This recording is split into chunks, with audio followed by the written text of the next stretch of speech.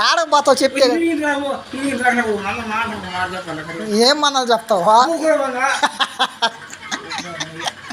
యో నువ్వు పునుకోవు నువ్వు గుమ్మునా నువ్వు పునుకోయా గుమ్మునా నువ్వు పునుకో రేపు ఆడకు పోదాం మనం ఇప్పుడు పోతల్లా ఆటో రాబోయే కుమార్ కొడిదా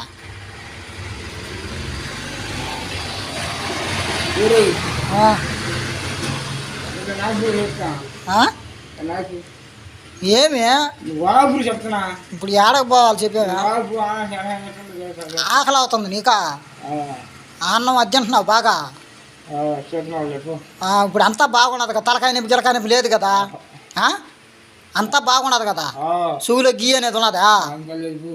10 రూపాయలు భయం ఉన్నదా ఇప్పుడు పూరి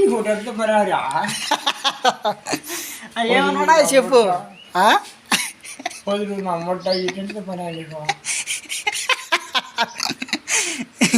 నువ్వు పోదామా చెప్పు